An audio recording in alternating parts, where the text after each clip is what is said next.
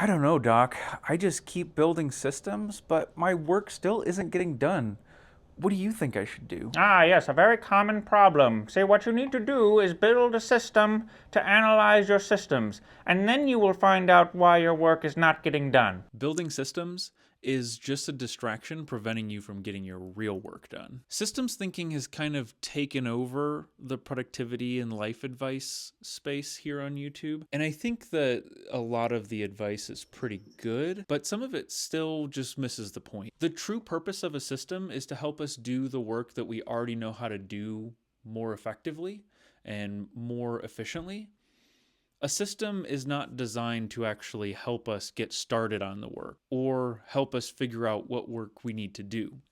But a lot of the systems thinking advice is set systems, not goals. Systematize this, systematize that. If you don't have a system, then you're setting yourself up to fail. I understand the sentiment and the reason why people are gravitating towards systems thinking, but the problem is that it does not actually help you get better at doing the work. There are many ways in which systems help us. They help us streamline our work. They help us get more organized. They help us stay intentional and true to whatever it is we're trying to accomplish. And they help us fit within the bounds of what we've determined is important for us to spend our time on and how. However, when we start to focus too much on building systems, we can forget to actually do the work. Because I believe that in order to build an effective system, you have to actually do the work enough to have a system be revealed to you and kind of have it be made clear by the work and by the things that you think yourself, oh, I could do this better if I did it this way, or I could do it quicker if I did it this way. And then before you know it, you actually have a system. Instead of trying to approach your work or a problem you're trying to solve as a systems problem, you need to take action towards actually doing the thing, and then the system will follow. When we get too far into relying on a system, it will start to feel like we're actually making progress when really we're not. We're just kind of theorizing and imagining the possibilities of what we could do if we actually did this work. And it kind of protects us and helps us hide from the hard work that we know we just have to get started on. But instead, maybe I could optimize my desk for just a 10% increase for when I actually do this thing. But then we spend all of our time figuring out how to optimize for that extra 10%. And then we don't actually do the thing we were trying to optimize for because we run out of time.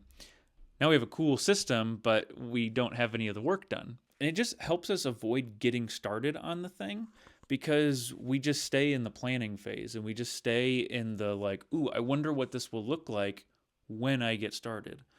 It could look like this. It could look like that. Instead of just taking the leap and being like, oh, it looks like this. And because we start to imagine all of these situations, it really boosts our confidence in ways that our confidence should not be boosted about something. If we're trying to tackle a hard project or build a new habit, we shouldn't feel really confident about it at the start. Yeah, there's a healthy amount of confidence walking into anything, but a system shouldn't make us feel confident in our ability to do the work. We should feel confident that we can get the work done even without a system. And so I think having a system before you actually get the work done causes this false sense of confidence and security that oh yeah, I know what I'm doing.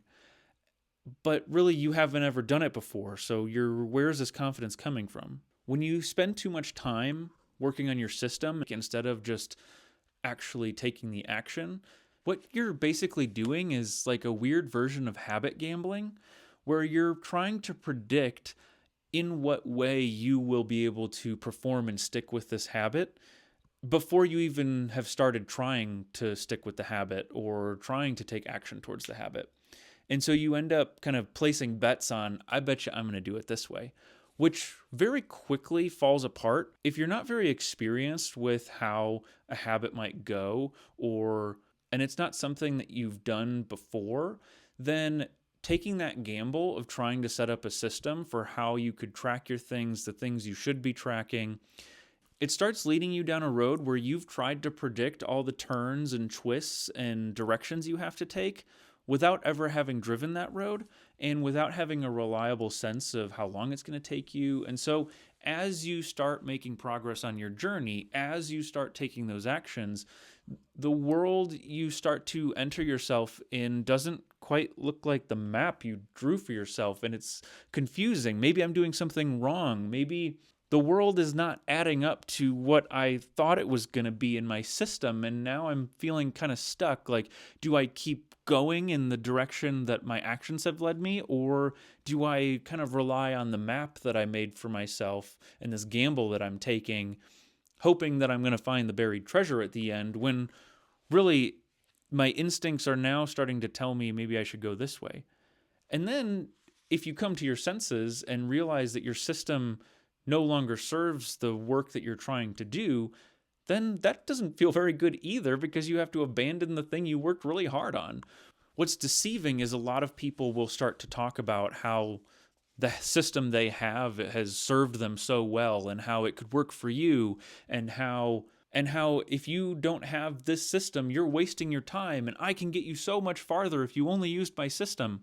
But the thing people seem to forget is that the reason this person has a system, the reason they were able to develop it, and the reason that it actually works is through a long series of trial and error and just taking actions and failing and figuring out why you failed, and then taking more actions and then saying, wow, I wonder how I could do this just a little bit faster, and then executing and testing and tweaking and then writing it down and presenting it and putting it into a nice little package that you can watch as a YouTube video, buy as a course, and you're blown away by how great this is. And you think that, oh my gosh, I can walk away and implement this immediately. But then you start living by the system and you start making mistakes, and you don't understand why you're making mistakes, because the system was supposed to stop you from making mistakes. And then this just goes on until you think, maybe this isn't the system for me.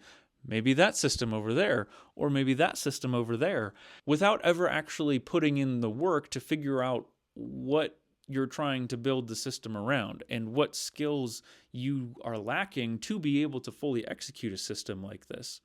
So if you're caught in this place of just thinking that a system will solve your problems and a system will get you to where you want to be, instead start to ask yourself, what's the very next action I could take? What's the very next thing I could do that would get me closer to my goal or the outcome or the habit that I want? What is that one thing? What is something that I could do right now after watching this video? And go do it.